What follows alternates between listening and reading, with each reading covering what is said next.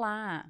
Estamos aqui novamente fazendo mais um vídeo e hoje iremos falar de um tema extremamente importante e necessário, tema maternidade, e iremos compartilhar os desafios e vivências, experiências de cada uma no universo da maternidade, que acredito ser o mais desafiador na vida de uma mulher.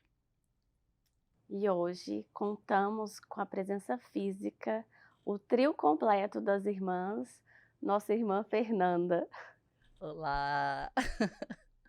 É ótimo, adorei, vocês podem me convidar sempre, tá? Faz parte do pacote você, Não, querida. senhora, você não é convidada, querida. Convidada é outra. A nossa convidada de hoje é a nossa amiga Maísa Bittar Bessa, psicóloga, especialista em psicologia perinatal. E começando o nosso bate-papo hoje, de nós três, a Fabiana eu acho que foi a primeira que teve contato com a maternidade muito antes de saber se o desejo de ser mãe, ele viria, saber se isso é uma possibilidade para ela ou não. Ela teve que se planejar, mesmo sem ter muita certeza, se planejar para isso. Fala um pouquinho para a gente, Fabi, sobre sua experiência com a maternidade. Você que ainda não é casada, que não tem filhos, mas já vivenciou e já teve que se programar por uma possível futura gestação. O meu primeiro contato, né, real com a maternidade foi o ano passado. Então, eu tinha terminado um relacionamento longo e estava com 35 anos, então eu tive que olhar para isso como uma possibilidade, né, no futuro, caso eu quisesse, caso eu queira, ser mãe no futuro. Então, no momento eu não sentia nenhuma pressão nem nada, mas por questões biológicas mesmo. Então a minha médica trouxe esse assunto, já tinha trazido esse assunto para mim quando eu completei 30 anos, né? A minha médica tinha trazido esse tema do congelamento de óvulos, e que é algo que eu estava ali ainda pesquisando, pensando se fazia sentido. Então, no ano passado, eu tinha certeza que... Só uma coisa, com 30 anos ela já te apresentou Sim, isso? aham, Sério? sério. E eu Gente, achei muito legal que ela fez isso. não é. É, porque num primeiro momento você fica, né, tipo, ai, mas... Mas até digerir a ideia, não é que vai ser Não, ela não falou, ai, você um precisa... clique, né? Ela falou assim, olha, Fabi, ela falou desse jeito, você já pensou no congelamento de óvulos? Aí eu falei pra ela, porque é um tema muito pouco... Na verdade, é um tema que não é falado para as mulheres, não é compartilhado. Então, não era um assunto nem que eu pensava sobre, porque não chegava informação até mim. Então, foi a minha médica ginecologista que trouxe o tema para mim. Aí eu fui pensando, fui pesquisando, fui tirando algumas dúvidas com ela. Mas o ano passado eu decidi fazer o congelamento de óvulos, e foi um momento assim de muitas mudanças na minha vida de mudança de apartamento, de casa, de tudo. Então eu queria virar essa chave, então não é algo que eu queria me preocupar.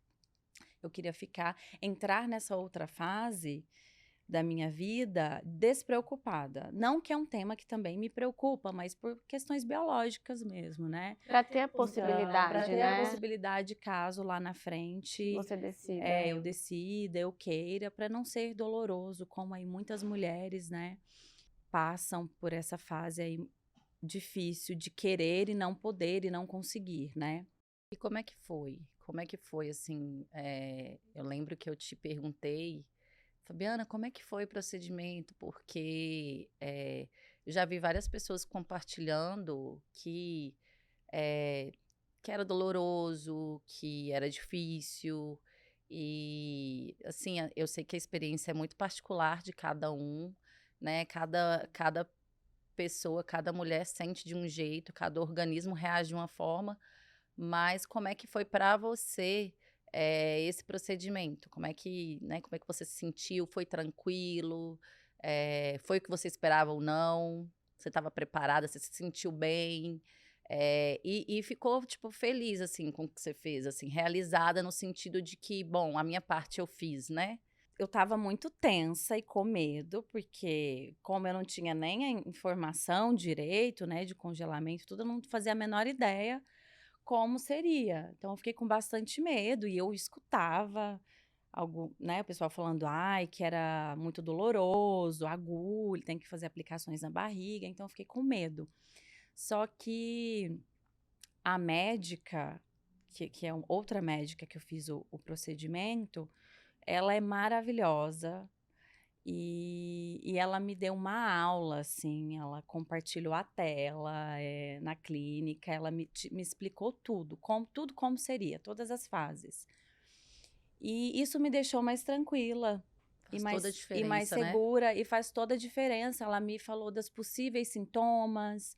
Então, assim, ela é muito direta também, muito objetiva, e me tranquilizou isso. E o meu sentimento também foi de privilégio, assim, né? Porque é um procedimento também caro e que muitas mulheres não têm condições de fazer o procedimento. Então, não é algo assim viável para todo mundo. Então, eu me senti muito privilegiada, eu me senti muito tranquila, assim, porque, né, eu sabia o que ia acontecer. Não é só, né, ter conhecimento, né? É ter conhecimento e ter acesso. E E aí ter você teve acesso. as duas Exatamente. coisas, né? O conhecimento que te passaram e o acesso que você conseguiu, né? Em termos de prioridade também. Eu lembro que a gente conversou, aí você falou, ah, Fernanda, tá muito cara. Eu falei, Fabiana, é questão de prioridades. É, Qual que é a sua prioridade? E aí eu acho que também vai da prioridade da pessoa naquele momento, né? foi. Não foi? A gente não Eu conversou? queria trocar a prótese de silicone. Ah, sério? Na verdade, eu queria tirar, né? Foi. E aí eu tinha ido no médico também na época. E aí eu conversando com a Fernanda, eu falei, ah, é muito caro, meu Deus, esse procedimento. Mas pro silicone, Não, tá aí ok. prioridades, eu falei, É prioridades. Então eu vou prioridades. fazer o congelamento de óvulos, que vai ser melhor. Então, Acho que te deixa com a cabeça agora mais leve para com poder certeza. pensar em outras coisas, né? Em outras prioridades agora, né? Exatamente. Na verdade, assim, também na época não era uma coisa que me preocupava, mas é claro que te dá uma Segurança. segurança e uma tranquilidade, né, de não ter algo ali que esteja me preocupando. Mas e você, Fran? A Franciele, o contato dela com a maternidade já foi bem diferente, né? A Franciele, ela desejou, ela quis, né? Lá atrás, e outras coisas te impediram no começo. Como é que foi? Conta pra gente um pouquinho. A minha experiência no assunto maternidade tem diversas camadas, né? Então, eu preciso, assim, resumir de fato, porque como eu desejei e eu fui tentante por um tempo, e aquilo traz muita ansiedade, e a gente fica policiando muito, né, achando que o positivo sempre vai vir no próximo mês. Então, isso já é um tema bem, que precisa, assim, ser falado, porque a gente leva uma ansiedade e talvez leve essa ansiedade para a maternidade também, né, na chegada do filho. Então, quando eu tive depois de ser tentante, quando eu tive o meu primeiro positivo, então eu tinha certeza que ia dar tudo certo, porque eu desejei tanto, eu quis tanto e eu me preparei minha saúde para isso. Então, nesse momento em que eu fui preparar minha saúde, né, para gerar uma vida, eu descobri que eu tinha tireoidite de Hashimoto, descobri que eu tinha endometriose, descobri que eu tinha hipotireoidismo, isso tudo dificulta, né, engravidar e Toda manter ferrada, tadinha. toda ferrada, toda ferrada. Tadinha da minha Então, irmãzinha. dificulta engravidar e manter a gravidez, né. Sim. Então, nesse momento assim, no primeiro momento eu achava que eu ia engravidar rápido, porque a gente passa a vida falando: "Nossa, tem que tomar anticoncepcional, porque senão, né, você vai engravidar e tudo mais". E na verdade não, cada pessoa tem uma experiência diferente. Então, quando eu descobri, eu falei: "Não, realmente eu vou ter dificuldades", né. Então eu já estava tentando, e aí eu já estava esperando ali uma grande estrada como tentante, até ter o meu primeiro positivo. Só uma pergunta, eu vejo muitas mulheres dizendo que nessa fase de tentante, e assim, sempre esperando aquele positivo, elas, reclamam de uma sensação de incapacidade de gerar. Você tinha esse sentimento? Como se Sim, você fosse incapaz sim, de será se é pra mim? Será se eu tenho esse poder? Porque é um grande poder que a gente gerar uma carrega vida? e que a gente acha que tem esse poder. Então, no momento que você tem dificuldade de ter, você fala: "Não, será se isso é para mim?". Você fica, assim, com centenas de dúvidas na cabeça. Então, no momento que eu tive o positivo, aí pula de alegria, né, porque você está esperando já tem um tempo, você fica naquela expectativa, naquela ansiedade. Não, eu ia te perguntar se quando você estava ainda na fase como tentante, se você se comparava com outras mulheres, Sim, se com tinha alguma certeza. coisa que você escutava também das mulheres e te incomodava ou de outras pessoas. Não, assim, outras pessoas me incomodar não, mas a gente se compara, assim, porque tem gente que engravida muito rápido, tá bom? Assim, de um jeito que você não, assim, realmente fala: "Querida, guarda pra você". Mas a Ai, gente se ai. compara sim. E aí, por isso que vem os questionamentos, né, será se é pra mim? Será se enfim, vai aí a gente aí entrega na mão de Deus e vai. Mas a ansiedade ela fica, ela é todo mês, toda semana. E num primeiro momento, quando eu tive o meu positivo, então eu pulei de alegria, foi muito emocionante pra mim. E aí, enfim, e aí já começa os centenas de planos, né. Mas aí conta pra gente, Hã. esse positivo, aí vocês foram fazer o exame de Então, positivo. então, quando eu tive o positivo, eu já comecei a fazer planos. Só que aí eu tinha certeza que ia dar certo, afinal demorou, né. Demorou tanto eu demorei tanto a engravidar, então ia dar certo, eu tinha confiança de que ia dar certo. Só que eu comecei a ter sangramento, e aí logo fui fazer ultrassom. Até então só estava no planejamento do ultrassom, mas quando eu comecei a ter sangramento, aí eu fui fazer logo o ultrassom. Então na minha primeira ultrassom, eu descobri que era gemelar, uma gestação gemelar, mas que poderia não estar tudo bem, que a gente precisava ter certeza depois de 7 dias numa segunda ultrassom. Eles não tinham batimento cardíaco ainda, né, os Ainda, mas gêmeos. não Nossa, que precisa. agonia, ficar 7 É, dias esperando. é. É. Só que assim, aí nesse momento, não sei se eu já tinha falado pra você, mas eu sei que eu liguei pra você pra falar Sim, que não estava tudo bem, né. sim, você me falou, me mandou o Te mandei o exame, exame pra você e analisar. realmente tinha, eu falei: "Realmente tem que esperar os 7 dias", porque os bebezinhos eram muito pequenininhos ainda e É, às vezes o aparelho ainda não consegue, detectar o né, batimento batimento, né. cardíaco nessa fase, então teria que esperar crescer. É. E aí você voltou. Depois de 7 dias, 7 dias longos, 7 dias, aí eu voltei e realmente não tinha batimento cardíaco. Aí nesse momento, assim, até então né, a gente ainda faz planos, mas aí quando fala, assim, que realmente não tem batimento cardíaco, a gestação não foi pra frente, o mundo cai. Na minha segunda ultrassom, quando falou que a gestação não foi pra frente, que não tinha batimento cardíaco dos bebês, Então, nessa hora o mundo cai e todos os seus sonhos, assim, né, esses planejamentos, você não sabe nem o que fazer com eles, né, com toda aquela idealização daquela gestação. Então, nesse momento, eu precisava me reerguer psicologicamente falando para poder fazer uma curetagem. Então, que também é um procedimento difícil por conta da questão psicológica também, né? Que você tá ali, que você estava idealizando aquela gestação, já planejando e tudo mais. Ainda mais sendo gêmeos, né? Aí que eu falo, nossa, aí que eu tenho que planejar mesmo, aí que eu tenho que ver o que eu preciso fazer. Então, e aí eu tive que fazer um procedimento de curetagem para retirada, né, dos fetos. E, Dos enfim, embriões, é, E depois você teve outro procedimento, né? sim, Que é a esteroscopia.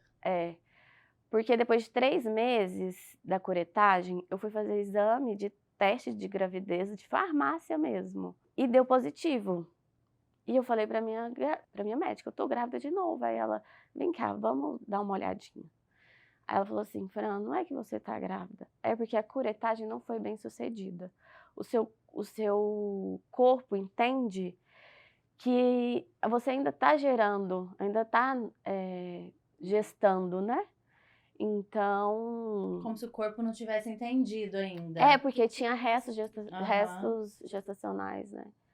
E era uma gravidez gemelar, né? Então o Isso, beta-HCG ele sobe muito, sobe muito muito. isso. Então até que ele vai caindo também demora, né? Então, eu não sei se o tempo foi esse mesmo, mas isso daí demora um pouco a cair. Então, Então eu precisei fazer, uma esteroscopia para tirar o que não tinha retirado ali na curetagem, que não foi bem sucedida. e depois disso, começamos o processo tudo de novo. Tudo de novo.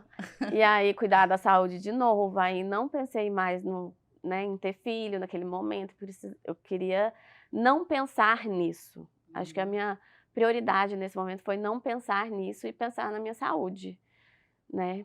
E para que algum momento eu decidisse, ter, né, tentar novamente, para tentar diminuir esse tempo que eu tive antes.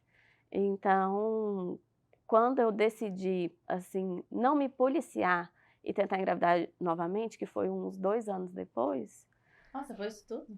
mais ou menos. Foi mais ou menos.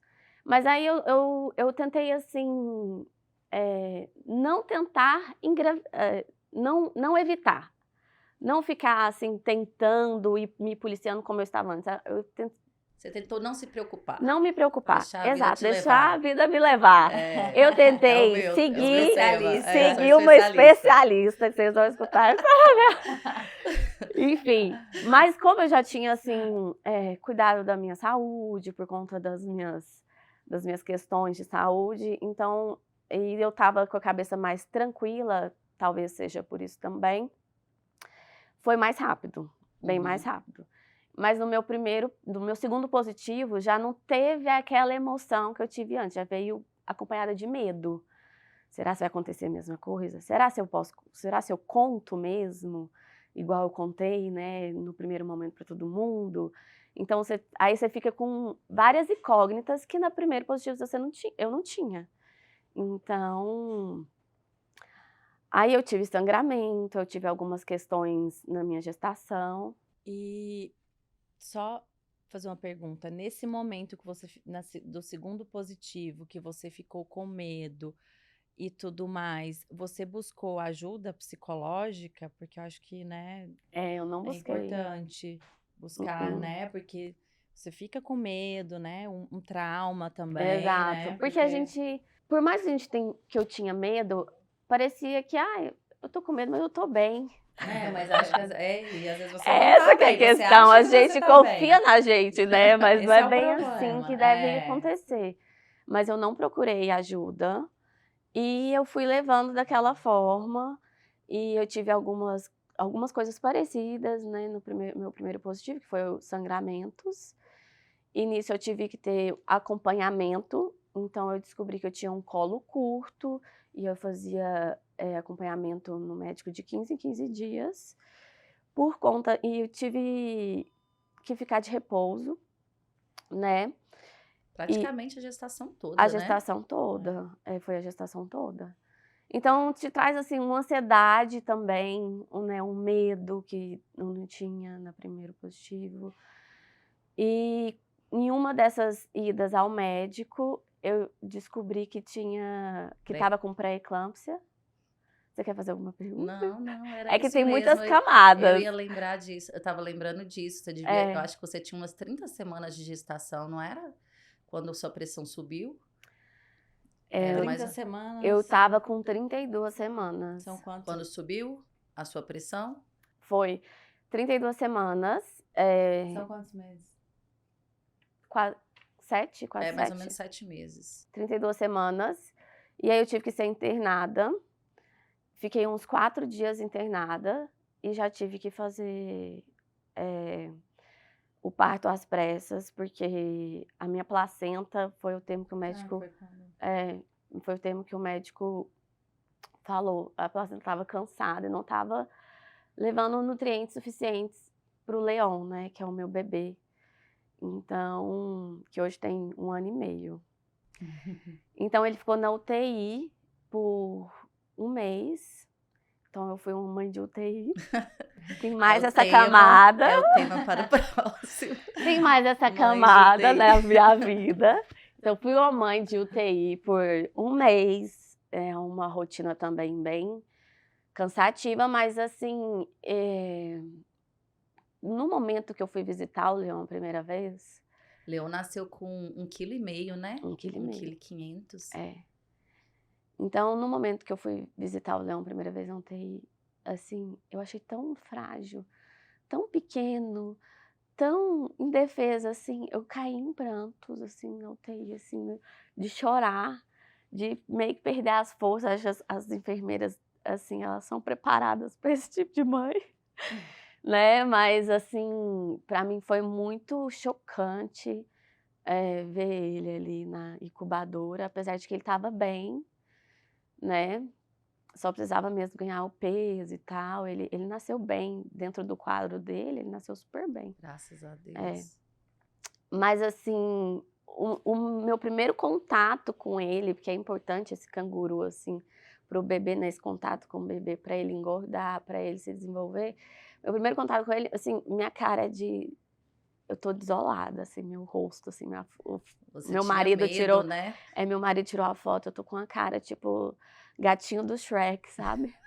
Desesperada. Com ele no colo, Tadinha. assim, Mas sabe? ainda tem a questão hormonal do puerpério, Total. que você imagina mais isso, mais a preocupação Pois é. do bebê na UTI. Então, Imagina nesse a momento, cabeça da pessoa, né? Assim. nesse momento eu não pensava em nada, eu pensava em como ele estava a cada hora, não é nem a cada dia que você pensa, é a cada hora, como que ele está a cada hora, e como que eu vou fazer para tirar o leite, se vai sair leite, se eu vou conseguir, né, mandar leite para ele tomar na sonda. Uhum. E nisso eu não pensava em obra que estava acontecendo na minha casa, em enxoval que eu precisava, que não estava pronto, né? Porque eu não esperava a vinda dele tão cedo. Então, quem cuidou disso foram minhas manas e minha mãe. Então, é tanto que é importante a rede de apoio, né? Nesse momento. E é isso, hoje ele tá bem. Graças a Deus tá bem, Tá né? super bem. E uma pergunta, nesse momento, aí, você pediu ajuda psicológica? Não pedi, mas a minha gente, rede de apoio percebeu que eu tava meio... Não, meio não, a gente tá. A gente fala aí, meio qual que é a não. visão de vocês Não, nessa você tava nessa precisando de minha situação? ajuda, né? É. E aí, eu acho que foi aí que eu te falei. O Fábio te ligou, né? Meu marido. O Fábio me ligou falando que você tava com medo de pegar o Leon, e assim, que você tava apavorada. Foi que eu demorei uns dias pra conseguir pegar, sem ter coragem. Ele e lá na UTI. E aí a gente conversando, eu te falei da Maísa. Foi. E aí você começou um acompanhamento psicológico com ela, que eu acho que Me ajudou demais. foi fundamental também para essa segurança que você precisava naquele momento, né? Então, assim, acho que foi essencial e graças a Deus o Leon tá bem, Sim, tá meu super bem. afilhado. Agora a gente vai escutar um pouquinho a Fernanda, que caiu de paraquedas na maternidade. Conta aí, Fernanda, sua experiência. Bom, a maternidade para mim, ela teve outros caminhos, né, do que para as minhas irmãs. Ela veio de forma não programada e inesperada para mim. Não só na primeira gestação, mas na segunda também. Eh, eu engravidei, né, as 2 vezes sem estar pensando, sem estar me programando para isso, mas a primeira gestação, apesar de ter sido um susto, ela foi uma gestação muito tranquila, eu me sentia bem, me sentia bonita, eu amava a minha barriga, era tudo assim, tudo novo, né. E já a gestação do meu segundo filho, já foi diferente, já foi um misto de emoções e eu não conseguia, eu não sei se é porque eu estava num período que eu estava fazendo uma pós-graduação, então na minha cabeça eu já tinha programado o meu futuro para os próximos, sei lá, 2 anos, e essa gravidez veio no meu segundo mês de pós-graduação. O seu planejamento, então, era não engravidar nesse período, né? Eu não tinha planos de Sim. engravidar, né. Eu tinha o Gael já tinha 8 anos e na minha cabeça, talvez a gente ficasse só com ele, não tinha planejamento algum de ter, né, uma outra gestação. Então quando eu engravidei do Romeu, eu tive uma dificuldade de aceitação muito grande, e uma dificuldade de conexão, né, de me conectar com aquela fase, com aquilo ali que eu estava vivendo que não ia voltar mais, né. E eu acho que, foi muito legal, assim, a sensibilidade, né, da da nossa convidada de hoje, que vai ser a Maísa, porque eu passei quase a minha gestação toda sem postar uma foto grávida. Então as pessoas que estão de longe, né, que não moram na mesma cidade que eu, acabaram sabendo que eu estava grávida. E aí eu acho que foi com em torno de 28 ou 29 semanas, eu acho que foi a minha primeira, foto grávida nas redes sociais. E aí a Maísa, na sensibilidade dela, ela já me mandou mensagem perguntando se poderia conversar comigo, e me ligou, e aí já me perguntou: "Você tá bem?" Aí eu falei: "Não, não tô bem". E, foi aí que eu comecei o meu pré-natal psicológico. Tudo bem, de forma tardia, deveria ter sido muito antes, porque eu já estava, assim, do meio para o fim da gestação, mas, eh, ele foi de extrema importância para mim, para eu me conectar, com a minha gestação, me conectar com o meu bebê e deixar as marcas que eu queria, né, no meu filho, e a esse período não vai voltar mais para mim, né. Isso que você teve tem um nome, certo? Que eu não sabia. É depressão É. gestacional. Eu na época eu estava muito perdida e eu ficava assistindo vários, né, vídeos, podcasts e tentando me informar, porque você se cobra de não estar sentindo a mesma coisa que você sentiu na outra gestação. Tipo assim: "Mas o que está acontecendo comigo?". E aí, assistindo Mil e Uma Tretas, a Tayla Ayala, ela compartilhou que ela teve depressão gestacional, e eu falei assim: "Gente, como assim, né, uma médica, a gente não tá eu não estava ligando, eu estou com depressão gestacional". E aí foi aí que eu e foi tudo muito perto, assim, eu ver que eu estava com depressão gestacional e e a Maísa já me mandar mensagem, e eu iniciar esse pré-natal psicológico que foi importante para me preparar para a chegada do Romeu e para preparar também a minha família, né, prepara não só a mãe, mas prepara a casa, prepara a rede de apoio para quem tem, prepara, pra tudo para a chegada desse bebê, né, que vai vir. Então hoje a gente vai receber a nossa amiga, a Maísa, Maísa, fala com a gente um pouquinho de como foi esse acompanhamento, assim, de nós duas, como é a sua atuação, que é uma atuação tão importante, eh, né? É um trabalho tão importante com as mães, com as mulheres, que não é só mães, né? São tentantes também, você faz acompanhamento, essa psicologia perinatal, ela engloba muita coisa, né? Conta pra gente um pouquinho sobre isso. Olá, primeiro eu quero agradecer a oportunidade de a gente estar aqui hoje falando sobre um assunto tão importante e que com certeza vai ser útil para várias mulheres e famílias, né? Eu falo que quanto mais a gente trabalha a psicoeducação, faz toda a diferença no processo das pessoas, que muitos não buscam esse cuidado porque não sabem o quanto isso pode proporcionar e cuidar dessa mulher num período de tanta sobrecarga psíquica, né.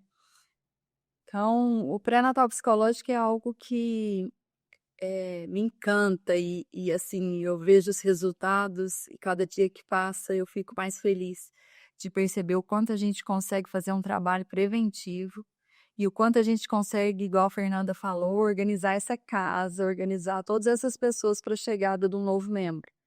Então, a gente convida esse pai, a gente vai trabalhar o filho que já existe para a chegada de outro, trabalhar essa mulher que está vivenciando muitas coisas, transformações e mudanças, interna e externa. E aí, dessa forma, os avós, claro que cada família e cada contexto vai ser trabalhado os aspectos que surgirem, que forem necessários. Mas na hora que a gente ajusta, eu falo que a gente ajusta o amor, tá todo mundo querendo doar o amor. Mas se a gente não lembra qual é a parte que me cabe e o que eu devo exercer, às vezes falta respeito. Então, esses avós, onde eles vão entrar, é lembrar eles da importância de serem realmente avós e não querer ser pai e mãe dos netos, o quanto os filhos, a nora ou o genro precisa desse cuidado, então a gente dá uma ajustada geral.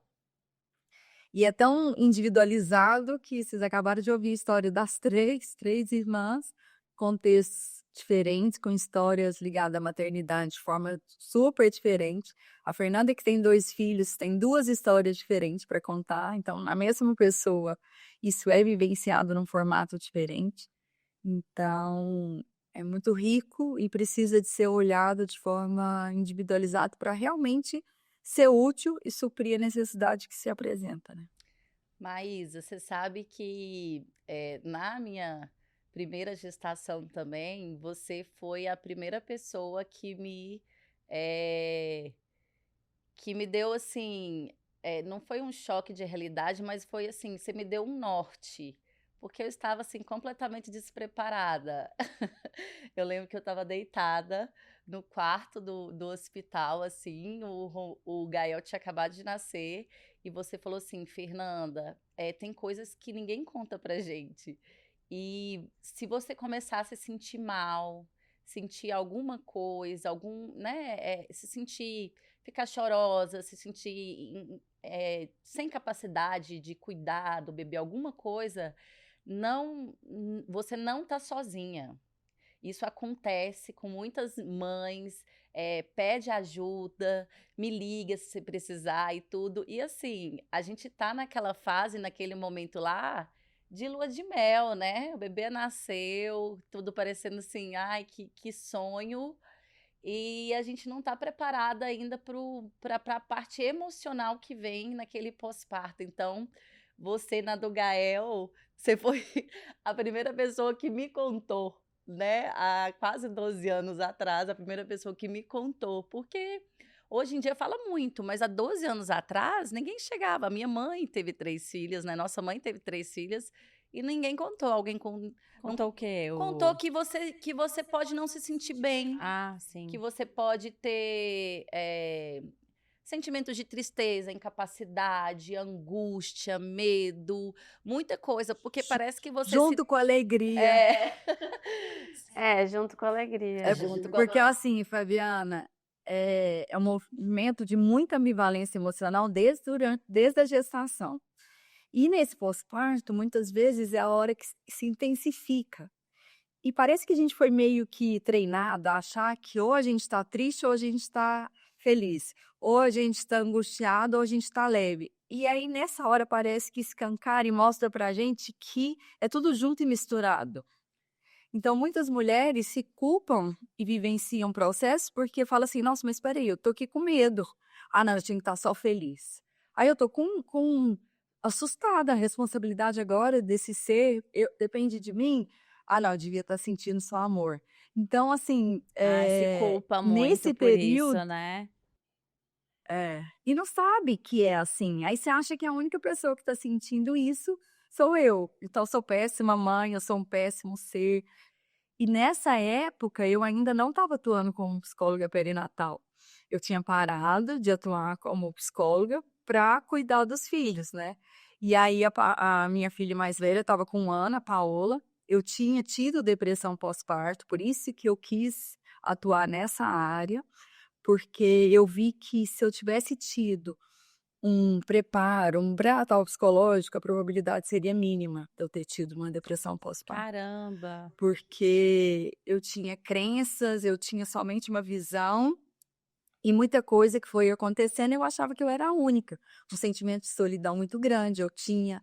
E aí eu olhava ao meu redor e falava: engravidei quando eu quis, foi super planejada, com o pai que eu escolhi para os meus filhos, com apoio de mãe, pai, sogra e sogro, amigos. Então eu sou péssima, sou uma ingrata de estar sentindo isso.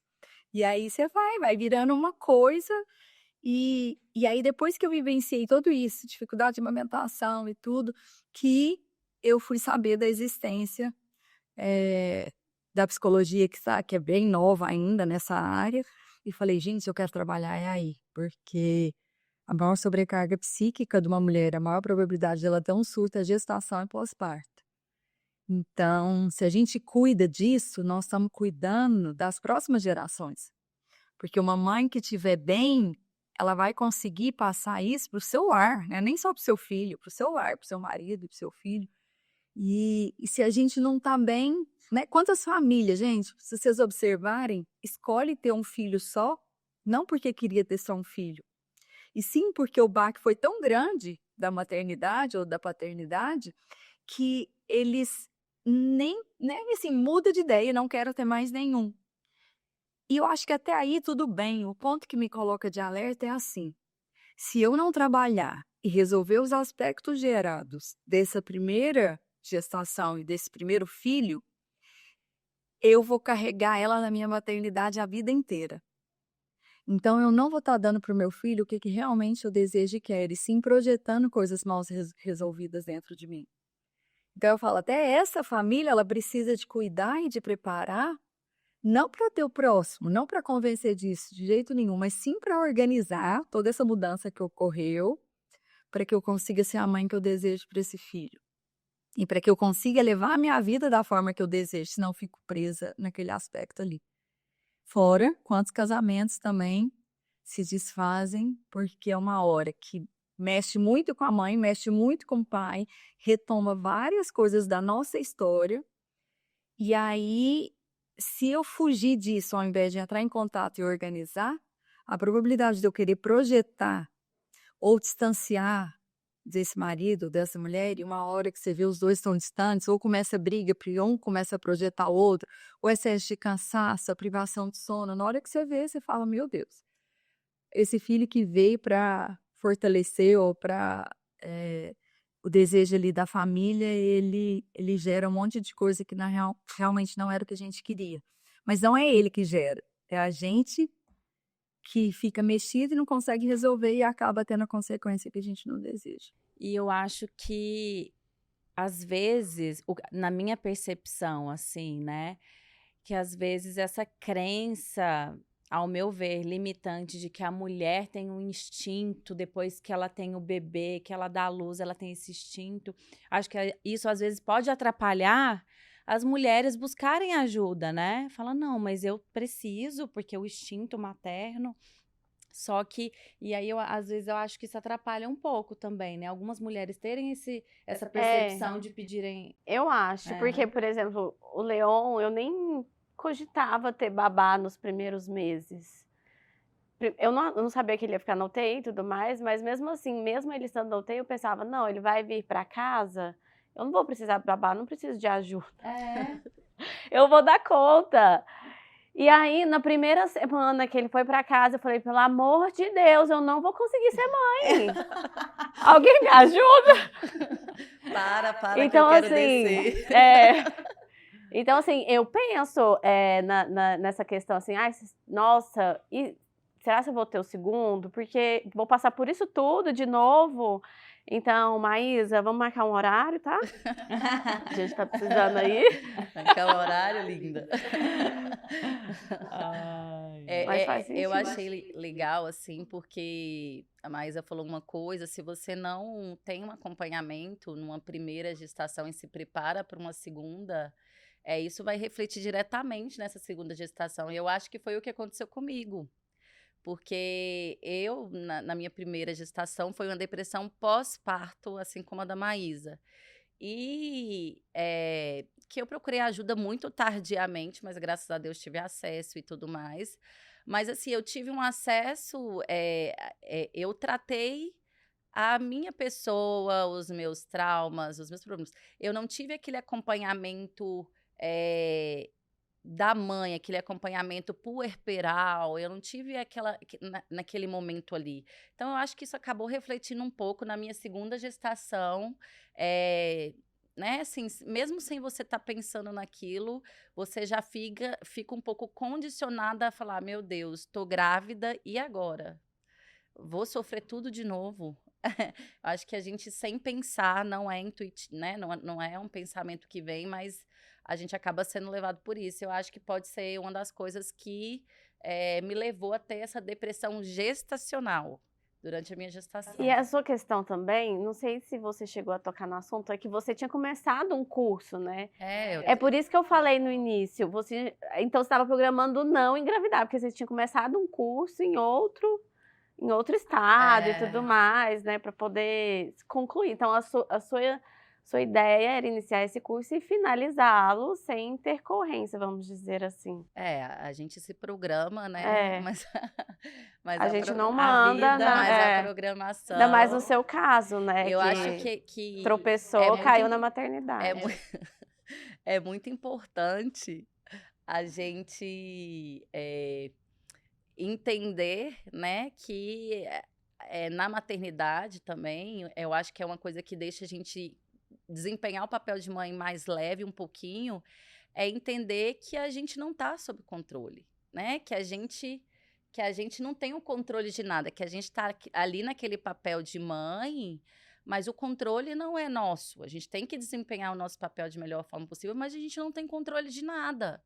Existe algo, né? Existe algo que é superior a gente e tudo, que ele sim está no controle. Então, saber entregar, né? Saber... filhos são herança do Senhor, né? Mas a gente está ali só mesmo para cuidar, dar o nosso melhor, mas eles não são nossos. Eles são do mundo, eles são de Deus e para lá eles vão voltar. Então a gente tem que saber entregar. A minha irmãzinha fez uma cara, tadinha. Mas Não, eu fiz uma cara porque eu não, desculpa, eu fiz uma cara porque a minha irmã falando a gente sente no direito de julgar, né, a outra irmã. Mas é porque essa frase, o filho é do mundo. Não, é o do mundo, o do mundo não era o que eu queria dizer. Eu não concordo com essa frase, é só por isso. O filho não é do mundo, não. Eles não são nossos, eles são, né, são presentes, eu falei do mundo, mas não eles são de Deus mesmo. E é isso, saber que a gente não está no controle, acho que é importante, sabe?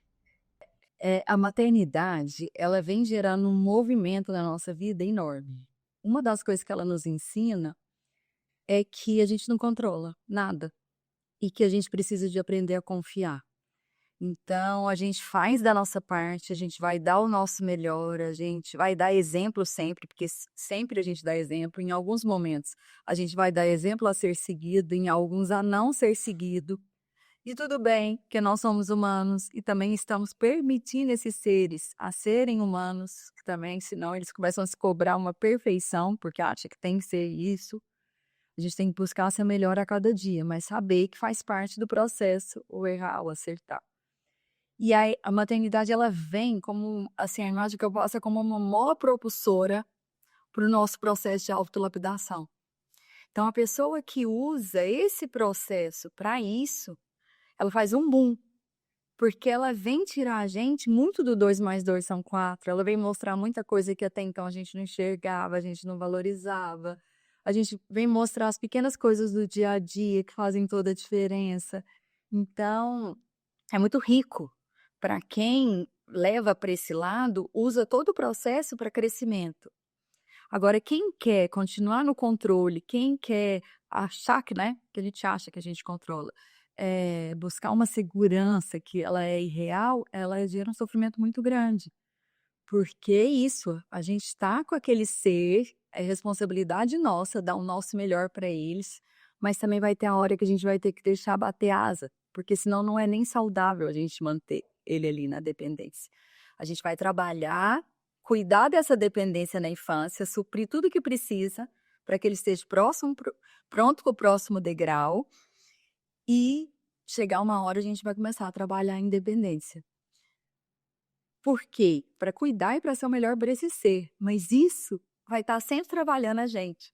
Aí, Fabiana, volta naquilo que você falou do instinto. A gente precisa de entender que a maternidade e a paternidade ela vai ser aprendida. Sempre. Todos os dias, em todos os instantes. A Fernanda precisa de ser uma mãe para o Gael e uma para o Romeu. Se ela for a mesma mãe, ela não vai dar o que os dois precisam. Hoje eu aprendo a ser a mãe da Paola de 13 anos e a mãe do Ítalo de 10. Se eu tiver ainda como a mãe dele de 5 anos, eu não estou dando o que eles precisam. Então, se a gente se coloca nessa condição como aprendiz, a gente se abre buscando o melhor, a gente se conecta para poder também receber a orientação do melhor, porque eu falo que o filho não veio com manual de instrução, a gente era louco para vir, né? Com bula, com alguma coisa assim. Mas a sensação que eu tenho como se o criador falasse assim, fica tranquilo, eu sei que eu te confiei uma super tarefa, mas fica tranquilo que você não está sozinho nessa. O seu sentir vai te direcionar o que é melhor. Se você estiver bem, você vai ouvir mais o seu sentir. Se você estiver sobrecarregada, você vai ouvir menos. Então, se a gente busca esse equilíbrio e a gente está bem, a gente vai conectar, a gente vai usar esse sentir ao nosso favor e vai ter a sabedoria que a mulher precisa para poder dar para os filhos do que realmente cada um necessita em cada fase. Muito bom. Muito bom. Que bom que você Tem voltou para a outro psicologia, porque você está transformando aí a vida de muitas mulheres, muitos lares. Que lindo, as meninas estavam me falando, compartilhando, assim, as suas especialidades, as suas abordagens, e muito, muito legal, coisas que eu nunca tinha ouvido falar, e apenas continue. fazer o que a gente ama é um presente, né? É, Porque Maísa, é obrigada, maravilhoso. Eu falo, viu? eu não sei quem ganha mais. Não existe quem ganha mais. Tem um slogan muito legal que é assim, do guia de rodas, que é assim, quando algo é bom para todos. E todos os dias aqui no consultório eu falo, nossa, não tem jeito. Quem ganhou mais? Para quem foi melhor isso? Porque a troca é muito grande, a gente aprende muito. Poder ser útil é muito maravilhoso. Gente, tem um ponto aqui que se desse para falar, e se vocês quisessem, é sobre babá, viu? Que eu anotei aqui. Eu acho que é algo também importante a gente conversar e colocar atenção sobre. Porque existe uma resistência para algumas mulheres de ter uma babá. Porque na cabeça, nossa, é como se fosse assim, se eu tiver a babá, é porque eu não tenho competência para ser mãe. Ou se eu tiver a babá, é porque eu não dou conta, eu tenho que dar conta sozinha. E algo que eu acho que é importante a gente refletir assim, a pessoa que tem condição de ter uma babá, ela pode ser uma grande aliada. Em que sentido? Eu falo assim, ela é a babá para a mãe. Ela não está ali para cuidar e para ser a mãe de seu filho, ela está ali para cuidar de você. Ela está ali para buscar uma água na hora que você vai amamentar. Ela está ali para arrumar uma gaveta, porque ao invés de gastar energia, né, com a gaveta você pode estar fazendo outra coisa. Ela tá ali para você poder tomar um banho, sem estar preocupado que o bebê chorou e você tem que sair correndo do meio do banho porque você está preocupado com o que está acontecendo. Então, ela tá ali para evitar essa sobrecarga. Ela tá ali para poder dividir funções. Quais funções? A que a mãe quiser. Então, um dia eu atendi uma paciente que ela estava muito sentida, que ela contratou uma babá e que ela estava com todos esses pontos, que babá não seria uma boa, mas que ela não estava dando conta, então ela precisou da babá. E ela falando, Maísa, ela que fez o meu bebê dormir e eu queria fazer o meu bebê dormir. Eu falei, uai, por que você não pegou esse bebê e fez ele dormir? Ah, não, porque eu contratei ela para cuidar do meu filho. Então, se eu pegasse ela lá, ela não estaria fazendo o que ela deveria. Meu marido também ia falar que para que eu contratei. E aí a gente foi conversar sobre isso. Olha, ela tá ali para te servir. A hora que você quiser que ela fique com o seu bebê, porque você quer fazer outra coisa naquele momento, ela fica. A hora que você quiser arrumar a gaveta, porque você quer dar uma descansada, ela fica com o bebê, você arruma a gaveta. Mas a hora que as coisas com o seu filho, você faz e ela faz outra coisa. Ela vai lá fazer a mamadeira e você fica com o seu bebê. Então, assim, ela tá ali para te dar esse respaldo. Ela tá ali para falar assim, olha, já passou tantas horas, eu não vi você comendo até agora. Então, o que você quer que eu faça de comida para você? Você quer que eu arrume uma fruta, uma coisa? Que aí essa mãe, a imagem que eu faço é energia no pote diária, né? Eu falo, ela vai ter energia, mais energia no pote para doar e empregar nos locais que ela acha importante. Da mesma forma, né? Foi o meu caso. Eu não tinha babá, mas a Maísa fez esse trabalho comigo, com a minha mãe. Então, era muito claro que a minha mãe entendeu, né, que ela estava ali para cuidar de mim. Então, ela se dedicou a cuidar de mim. É uma água, é um suco. Ela fazia comida para mim. Então, assim, eu cuidava do Romeu e ela estava cuidando de mim. E isso para mim foi muito importante, porque me deu tranquilidade para cuidar do Romeu, né? Me deu essa tranquilidade, coisa que não estava definida os nossos papéis não estavam definidos no meu pós-parto do Gael, na minha primeira gestação. Mas ficou muito definido esse papel agora no meu pós-parto do Romeu e eu consegui ter tranquilidade. Então, da mesma forma, né, é a sua rede de apoio, seja quem for, a sua irmã, se você não Sim. tem uma babá, né? Seja a sua irmã, que tá com você, que vai Isso. te dar um auxílio, ou a sua mãe, que foi o meu caso, né? Ou uma amiga, não sei, mas assim, O quem marido, o o pai da marido, criança. o marido, não, mas É. assim, é porque o marido também ele tem o papel de pai, né? Ele também Que também é novo, né? ele também está Porque desempenhando. nessa conversa que a gente tem, a gente lembra as pessoas. Porque muitas vezes você fala assim, eu vou lá cuidar do bebê. Aí você fala, olha só, quem está mais precisando de cuidado é o pai e a mãe. Para quê? Para que eles tenham condições para assumir esse novo papel deles. Então, se você cuidar deles, é a melhor ajuda que você pode dar. Então, é assim, ó, tô indo, eu posso ir aí? Eu falo muito para avô e vó. Você liga perguntando, eu posso ir? O que você quer que eu levo? Qual ajuda você está precisando? São pequenos Isso é detalhes que faz importante. toda a diferença. Porque a intenção deles é participar, é ajudar, é dar amor. Mas, às vezes, a gente não sabe qual é o formato que aquele casal está precisando. Então, quando a gente pergunta, a gente ajuda efetivamente. E nessa hora, então, a mãe cuidar da avó, né? A avó materna cuidar da mãe, é uma hora muito legal, porque mais do que esse cuidado, é uma hora que a gente pede muito colo de mãe, é uma hora que é natural a gente dar uma infantilizada, a gente precisar desse lugar. Então, quem tem esse apoio é maravilhoso.